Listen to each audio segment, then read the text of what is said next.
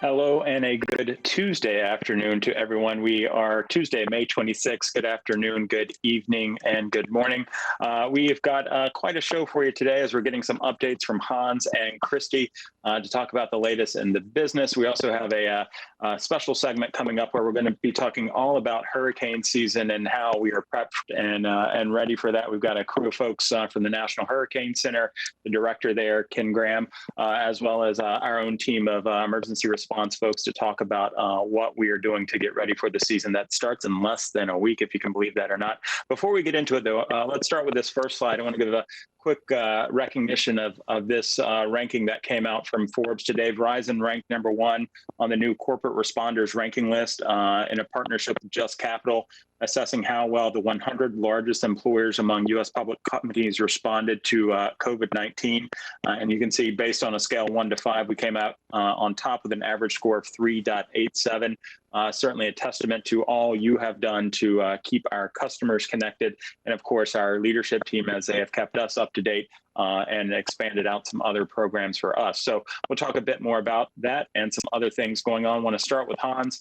Hans, it's been a little over a week since we last spoke to you. How are you and what's new in your world? Hey, Jeremy. And hey, all V-teamers, great to be back. I get invited every week now, so I'm happy, and I'm going to take all my time to speak a lot. That's how I do it. Now, joke aside, first of all, I'm going to hit some highlights, what's happened, etc. But I also want to talk about the current situation. I mean, the priorities we have as a company, and I reiterate them every time I'm up to live to speak, that I will continue to do so because they're so important. I mean, firstly, is keep the employees of Verizon and the V-team family safe and healthy in this pandemic. That's the #1. And I also see all the perception coming from all around the world about the easiness, and now we're opening up more and more. I just want to caution you, think about all the safety measures we have, social distancing, continue with that. Because we are a large family and we just need to take care of each other in this time. Secondly, it's of course all around our customers and our network, and I'm happy to see how it's performing. We're getting more normal usage of the network nowadays. Still a lot of collaboration, and Kyle has been up and talking several times about it. We also see much less of mobile handovers, or meaning reducing it. So that means that we have more normal movements in the country. We still have states in the United States that have a big reduction in mobile handovers, but we're gradually coming back to a new normal, maybe not the normal that we had before the post-COVID. So that's good. And then it's about helping our communities. And I think the work we are doing in communities, connecting to our strategy, has been relevant and very important. Think about Pay It Forward. Think about New York Times to all the high schools. Think about feeding the front line. All of those things are connecting to the customers we have or the technology we're doing. And also the virtual volunteerism that many of you have done out there, that is so crucial these days, that you give a little bit extra of yourself in order to make this place a better place and more inclusive for each and everyone. And finally, we take proactive business decisions because business as usual is important to us. We want to come stronger out of this. We acquired Blue Jeans. We're continuing with all the execution. And last week, when I was only on up to speed on Monday, we had Tuesday, Wednesday, and Thursday are big governance days.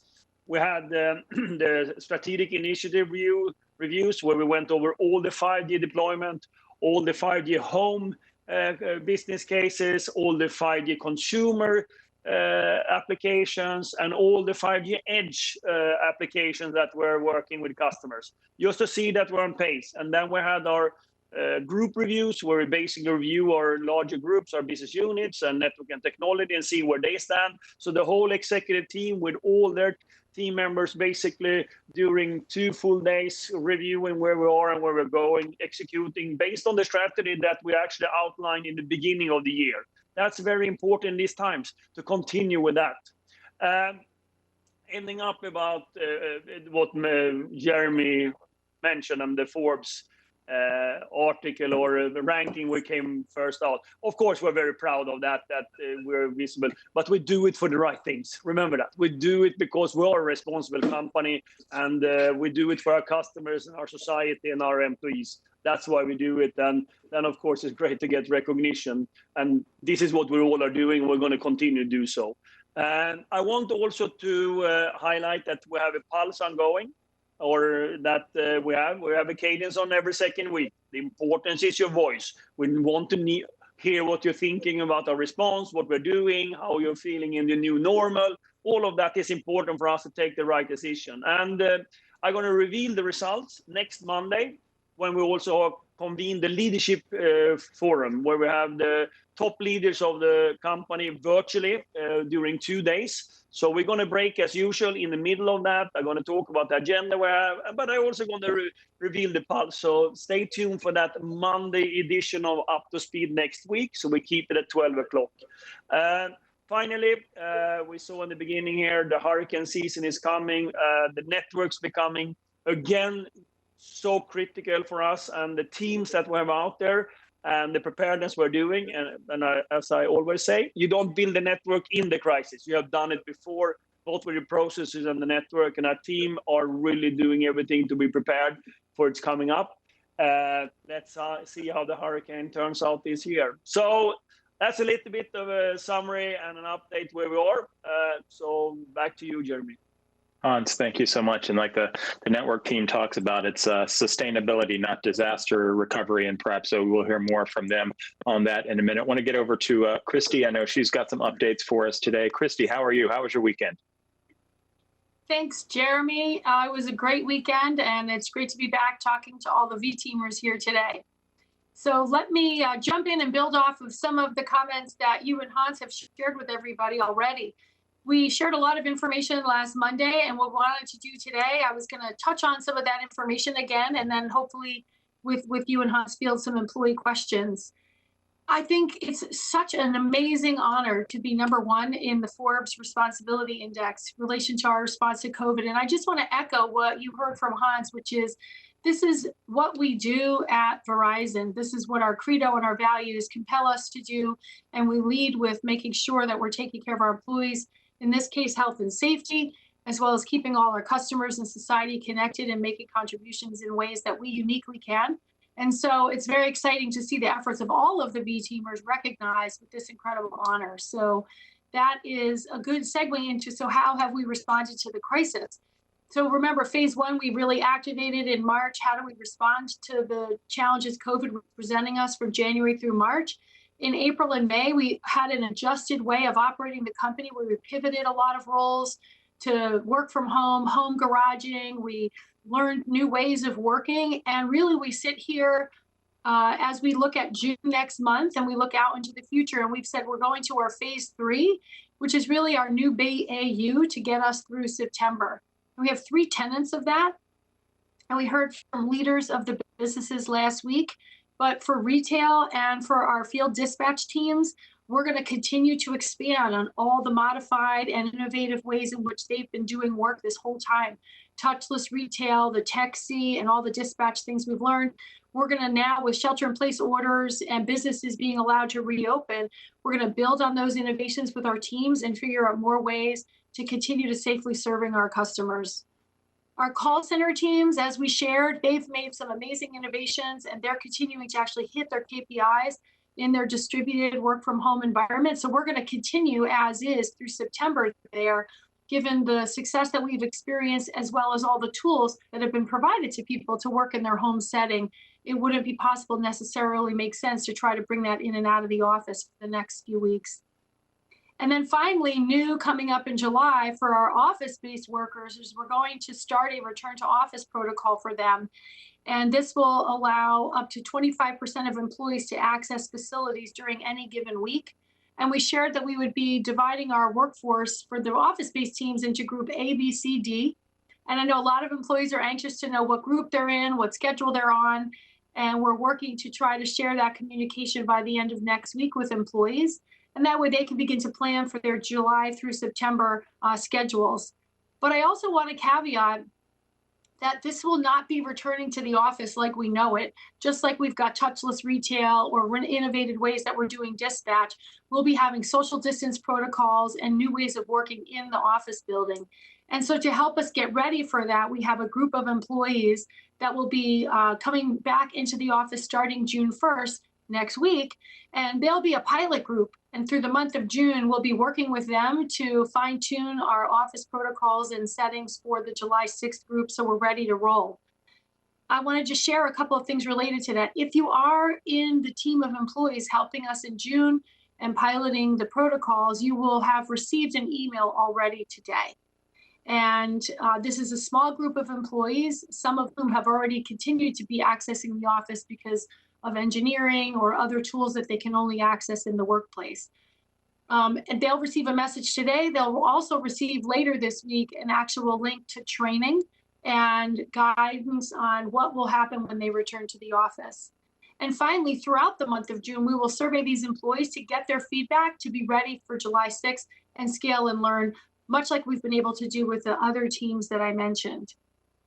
A couple of things related to that. So when we do return to the office for those teams of folks, we will have what we're calling self-screening. I know a lot of you have been asking and curious, are we going to do testing? Are we going to do other kinds of things at the entrances? We will be asking employees self-screening questions related to the health condition they feel they currently have. And if they have, do not have a temperature, do not have symptoms of COVID, have not tested for COVID positive in the last 14 days, they'll be advanced to the next phase of the process where they'll learn the safety protocols on site. We are going to be asking employees to wear face coverings, to enter the buildings, to move around in the buildings, and to find their assigned workstation. The workstations have been configured so they're socially distant of 6 feet or 1.8 meters. And so once an employee is at an established work location, they are allowed to remove their face mask, but if they need to get up and move around, they need to reapply it. We will be mailing home today facial coverings, 5 facial coverings to all the employees that are starting June 1st. And as we get closer to the July 6th date, we'll have an update to how we'll do that for the employees in the rotating groups. And so we've got a lot that we're embarking on this week, Jeremy, and a lot that we're going to learn as we go through June. And really, like we do with all things, we're going to be counting on our V-teamers to give us input and help us get better along the way, knowing that we're guided by our values and our principles of keeping employees safe and keeping our customers connected. Back to you. Awesome, Christy. Thanks so much for the update. Hans, want to go to you for a real quick question before we talk hurricane season. You mentioned the leadership forum next week. Join us at noon on Monday for that. What are you expecting the top leaders of the company to come together virtually to talk about? The main part of the agenda is, of course, a strategy update, where we are, what have we fortified in the strategy, what are we executing well in the strategy, and what are we not executing so well in the strategy, what do we need to strengthen. That's what we're going to talk about. And then some portion, of course, we're going to talk about this crisis as well, in one way, how we responded, but even more important, what do we take away from it? What do we learn from it? And what type of new product solutions are we innovating around it? So that's going to be the conversation. And as usual, when I'm involved, the agenda is going to be on the 4 stakeholders. It's going to be shareholders. It's going to be about customers. It's going to be about us employees. And it's going to be about our responsible business, because I want to have that balance. We're going to have some good conversation with some external people as well when it comes virtually. So getting inputs and getting the team fully geared up for the second half of 2020. That's the whole idea. A lot of good stuff to look forward to. I appreciate that. Hans and Christy, thank you so much. A reminder, everything that we're talking about, you can always go on VZ Web, The Street, and Inside Verizon to get the latest updates as to what's going on for any resources. Christy or Hans, any closing thoughts today before we talk hurricane season? Christy, you first. Just a couple of quick things. So if you could please take the pulse survey. We're going to run that through Thursday, and then we'll have feedback next week. The focus of the survey is really built on, do you feel ready for phase 3 for this new BAU? And so, of course, our actions are guided by your input. So we really do would like you to take the time to fill it out. So thank you so much for that in advance. And if you are in the pilot team starting on June 1st, you'll hear from us by the end of the day today. If you have questions about that, you can ask your supervisor, the Ask Christy box, and we'll get right back to you. So thank you so much and talk soon. Thank you, Christy and Hans. Just to sum it up, I think we have said most of it. First of all, I'm proud of the team with Christy in the lead. They're working through the details of a fairly complex work for making our offices accessible, but in a totally new way with all the safety measurements. I'm thanking them, but also reminding everybody about the safety rules we have. At the same time, I just need to say that the frontline employees we have, you're doing such a meaningful impact to our society, to our customers, to our company. Not forget that you're doing great. And as we've heard from Ronan and from Christy, we're now opening more stores gradually where we see things are improving and we have customers that really needs our services. We have our frontline engineers doing everything to keep our network up, and that is in conjunction, of course, with the hurricane season coming up. I couldn't be more thankful for those teams out there, seeing that we are having the way of serving our customers in times that are totally unprecedented. I'm not sure how many times I've used the word unprecedented, but it's a really good word because this is unprecedented. And then just want to say that I also want to encourage you to do the pulse. You know how seriously the leaders of this company is taking the pulse and the feedback you're giving. And as we're now getting into a third pulse survey during the COVID-19, please respond with your transparency so we can take the right decision and give you the right feedback. So if I will not see you earlier, noon on Monday, then we're going to give you a full update from the virtual leadership forum with some insight to the Pulse survey that will conclude later this week. So once again, thank you everyone and be safe out there. Jeremy, back to you. Thank you so much, Hans. Thank you, Christy, and we'll get updates from you as needed. I appreciate you joining today. So next, I want to switch gears and introduce my teammate and colleague, Kate J., who lives down in the Atlanta area. You see Earl there, who's on our emergency response team. But Kate, take it away and tell us all about hurricane season and how we're prepped for it. Yeah, thank you so much for having me. And we really have a great lineup today. They're going to offer a variety of insights and perspective into how we are preparing.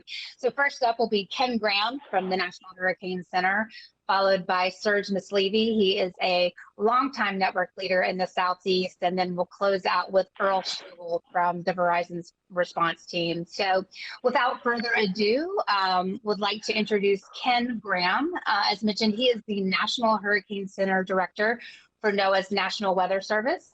He previously led the NWS Weather Forecast Office in the New Orleans and Baton Rouge region as the meteorologist in charge with responsibility for providing life-saving forecasts and warnings to people living in the weather vulnerable Gulf region. So Ken, thank you so much for joining us today. We're glad to have you here. Yeah, absolutely, Kate. Thanks for having me on. I mean, if you look at hurricane season, it's right around the corner already, June 1st. So the time is now to prepare. Yes, it's less than a week away. It's hard to believe. But why don't you tell us a little bit about what the forecast for the season looks like? Well, everyone's probably already heard above average. The official NOAA forecast just came out, and the numbers are all above average. The average number of named storms, 12, and we're expecting 13 to 19. In the hurricanes, 6 to 10 is what we're forecasting with an average of 6. And historically, we've had 3 major hurricanes as category 3 or higher, and we're forecasting 3 to 6. So a couple takeaways. Busy is one, but the other one is so important to me, and I always talk about it. It just takes one. I mean, it could be one storm on Earth. If it affects you and affects your company and affects your families, then it's a busy season. You're absolutely right. And we've actually already had a named season even before the official start of hurricane season, right? So why don't you tell us a little bit from your perspective about why communications are so critical really before, during, and after a hurricane? Kate, that question's huge. And I guess the word I can think of is everything, because if you think about it, 27 years of doing this, Katrina, all the hurricanes over the years, living in New Orleans and now in Florida here in the Miami area, communications is absolutely everything. And it's the coordination, it's the business part of it, it's safety. Before, during, and after the storm, it's everything from making sure your loved one's okay. I remember that in Katrina, just having when that first cell phone worked, and by the way, it was Verizon, and we got on there and able to let everybody know that we were safe. That's huge. So it's the official part. It's letting everybody know you're safe. It's the data. It's the talk. It's the text messages. It's absolutely everything before, during, and after a hurricane. Wise words, and that's why we do what we do.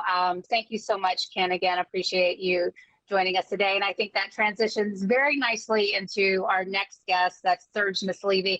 Serge, you've been through quite a few hurricanes in your role, but this is the first one during a pandemic, or the first season during a pandemic. So tell us how your team is doing and how they managed to get prepared for hurricane season in spite of the current landscape.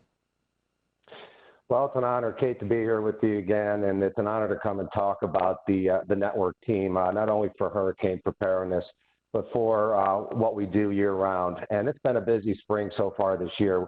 We really tend to believe that every day is hurricane season because we're prepared every day of the year for every event. And as I mentioned, it's been busy with tornadoes and floods and fires across the whole country, not only in the South. But, we walk the walk and talk the talk. You can never be prepared enough, and our teams prepare every day of every year. Nobody does it better than we do at Verizon. Jeremy teed it up from the beginning, and I'll say it again. At Verizon, we believe in network sustainability. We let our competitors worry about disaster recovery. We plan on being on the air all the time because we have so many critical first responders and customers and just families relying on us all the time. So, we are the most reliable network, and we don't just say it, we prove it. We believe in having backups to our backups. We have backup connections, backup power. We have 100% batteries at all of our sites and our switches. We have generators at 85% plus of all of our cell sites, and we believe in redundancy. We have hundreds of mobile assets that help us support and ensure that we have the most reliable network. From mobile portable generators to mobile cell sites that we call cows and colts, to portable towers, to temporary microwave. But I think one of the greatest additions that we've added to our fleet and to our assets is mobile satellite assets. It really differentiates us from our competitors, and it allows us to bring cell sites and service on air in the worst of the worst situations, where things get totally devastated. Even with the most well-engineered networks, things get destroyed, and we need something from day 0 to day 3 and 4 when we can start rebuilding the network. And our fleet of mobile satellite assets to restore the network has just been an incredible advantage and differentiator for us at Verizon. So we do drills continuously, though.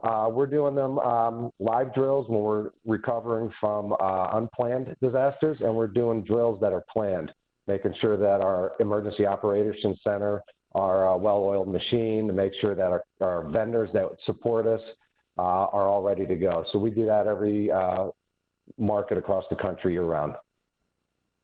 Well, you said it, Serge. You hope that you don't have to respond, right? But I've had the honor and privilege of supporting this team, and that is necessary when severe weather and hurricanes do strike. So what does that response look like, and how does it change in the COVID-19 landscape?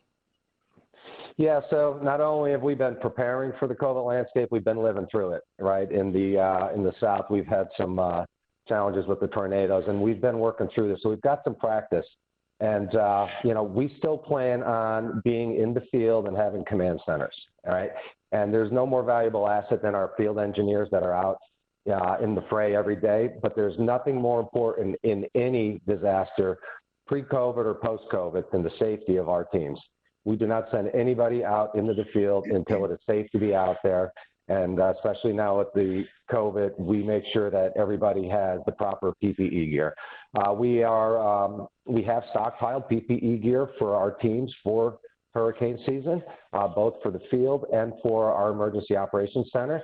Things that are going to be a little bit different is we will still have an emergency operations center. We're going to be spaced out a little bit further. We're going to be maybe a little less people. We're going to be doing some virtual emergency operations center where we can, but we're still going to be hands on the ground, feet on the ground, as safe as we can, safe distancing, moving forward. The other things we're doing to prepare is we're making sure our vendors that work for us, that they have the proper PPE gear to make sure that they understand our guidelines and what we expect for them, both in the field and in our command centers. And we're just verifying that everybody that we rely on is ready. Thank you, Serge, and we appreciate all that you and your team do. With that, I'd like to introduce Earl Strubel. So Earl, as mentioned, is part of the Verizon response team. And given the pandemic, this is actually the first time that this team has been deployed at a nationwide level to respond to the needs during the pandemic. And to give you some perspective on what they've been able to do, so that's about over a dozen managers who have had over 400 engagements, resulting in 300 deployments with 2,400 solutions in the field. So wow, Earl, that's very impressive. With that, why don't you give us a little, like a 60-second look at what your team does? Thank you, Kate. Thank you, everybody. As you can see, it's a blue sky day here in the COE in Cary, North Carolina. And as I walk towards some of our volunteers and response folks, you'll see that they're preparing for what, is a very important part of our credos that Verizon runs to a crisis. And the solutions they have in front of us, as well as the vehicles to get there quickly, as you can see, are all around power solutions where we can get there quickly when emergencies happen. Power is one of the first things that goes down, and we can quickly install generators, gridless power devices. You see Jake here, part of our logistics team, making sure some of that those units are working properly. We also have John here, who's helping out with us today, making sure the One Talk case here is operationally sound and making sure everything's connected. We're charging things, we're testing out equipment. We're just making sure that we're ready to respond at the moment's notice, because every second absolutely counts, and it's a part of the Verizon response team. And once again, supporting that credo that we run to a crisis, we get there early, we help public safety stay connected. As Ken said earlier, and Serge also mentioned, we try to be a force multiplier, as well as, we know that every second counts, and the faster we get there, deploy solutions to help public safety downrange, stay connected, they can help save lives. Thank you, Earl. And again, we appreciate all the work that you all do during hurricane seasons and certainly during this pandemic as well. I'll close with, as we head into hurricane season, we can all help our teammates who may need it during these times by donating to V2V. That's our employee relief fund.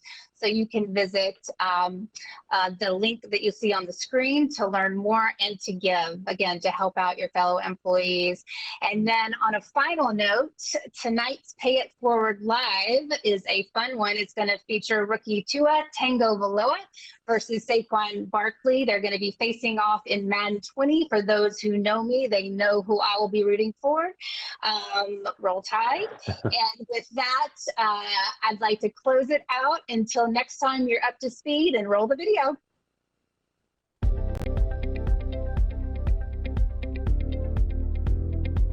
It's that time of year, storm season. Make sure you and your loved ones are prepared before the storm hits. Keep all battery-powered devices fully charged, including phones, laptops, tablets, and flashlights. Set your smartphone to receive emergency alerts. Wireless emergency alerts are free notifications sent to you by local and national public safety organizations. Maintain a list of emergency phone numbers and email addresses, including police, fire, power, insurance, family, friends, and coworkers. Save them to your phone and laptop. Also, have a hard copy handy. Back up your contacts, photos, and other important data using a service like Verizon Cloud. Download weather applications to make sure you are receiving forecasts and emergency alerts. Keep your devices dry. Seal phones, laptops, tablets, batteries, chargers, and other equipment in resealable plastic bags, dry bags, or waterproof cases. In case of evacuation, make sure you have ready access to chargers, both wall and vehicle, and charging cords. Also, have additional portable battery boosters fully charged. Take photos or video of your possessions and your home before severe weather hits in case you need to make an insurance claim. A little preparation now can make all the difference. Make sure you and your loved ones are ready for storm season.